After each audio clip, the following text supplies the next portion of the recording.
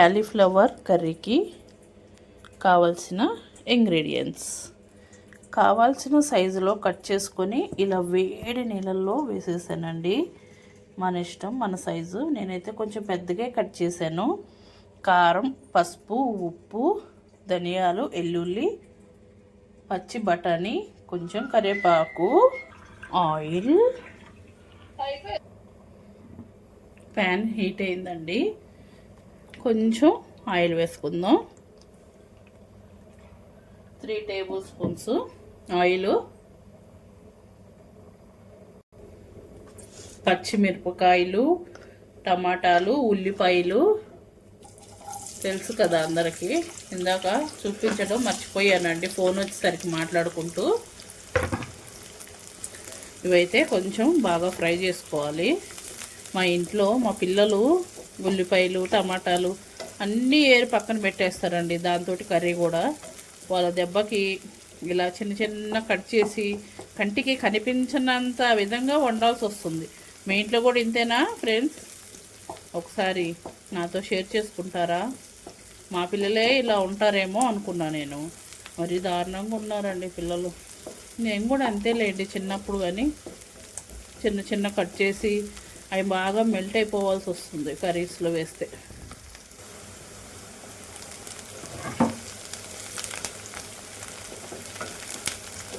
ఇలా ఫ్రై అయిన తర్వాత పసుపు, సాల్ట్, టమాటోస్,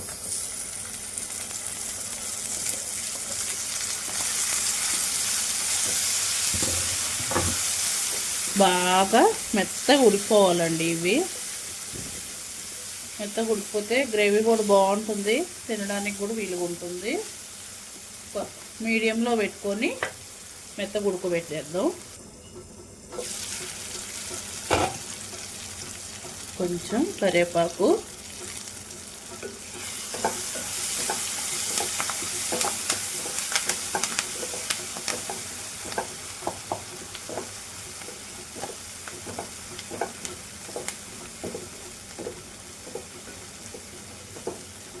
ఇంకా కొంచెం ఫ్రై అవ్వాలండి.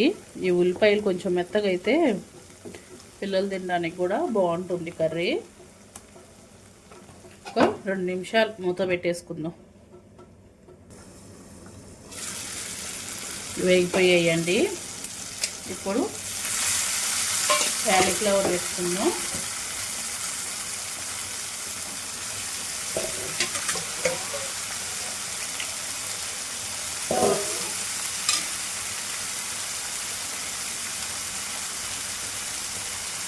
ఇవి మార్కెట్లో దొరికేవి కాదండి, ఇప్పుడు దొరుకుతున్నాయి కదా, తీసుకొచ్చుకొని ఒలిచి పెట్టుకున్నాను. ఫ్రెష్గా గింజలు ఒలిచినాయండి. చూసారు కదా, వైట్గా ఉన్నాయి నీళ్ళు కూడా. బయట అయితే తినకూడదండి, కలర్ వేసేస్తాడు. ఏవైనా దొరికినప్పుడే తినేసేయాలా. పచ్చిమిర్చి చీలికలు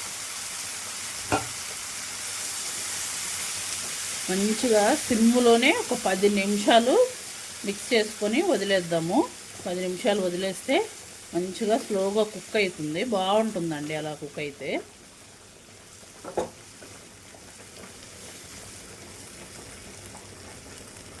పది నిమిషాలు వదిలేద్దాం. 3 నిమిషాలకే వాటర్ చూసారా ఎలాగొచ్చాయో? అదే వాటర్ తోటి ఉడికిపోతుందండి. వాటర్ వినికే వరకు ఉడికిపెట్టుకుందాం. 10 నిమిషాలు అయిపోయింది కదా, చూసారు కదా, వాటర్ అయితే తగ్గిపోయినాయి. నేను ఇక్కడ 1 స్పూన్ కారం వేస్తున్నానండి.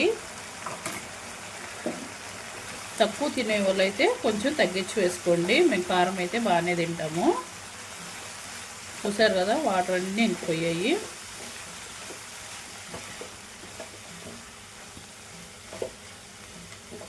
ముక్క కూడా ఉడకడానికి వచ్చిందండి. ఇదిగో చూసారు కదా,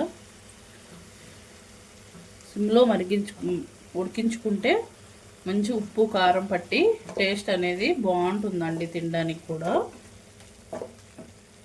ఇది ఎల్లుల్లి ధనియాల పొడి అండి. దీంట్లో కొంచెం గరం మసాలా వేసుకున్నామంటే చికెన్ని డామినేట్ చేసేసిద్ది, అంత బాగుంటుంది. 1/2 టీ స్పూన్ గరం మసాలా.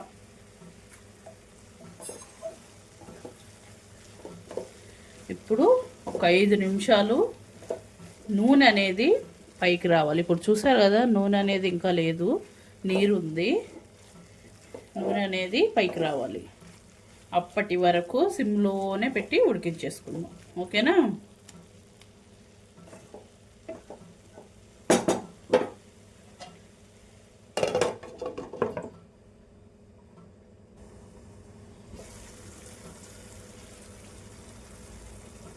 కొంచెం వాటర్ వేసుకుందామండి.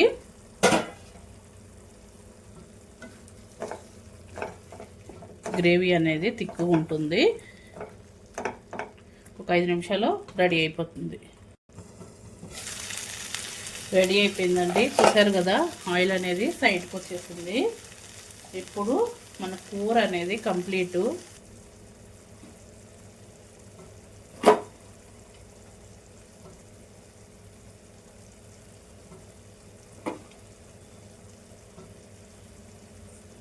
చూసారు కదండి, కర్రీ అయితే రెడీ అయిపోయింది.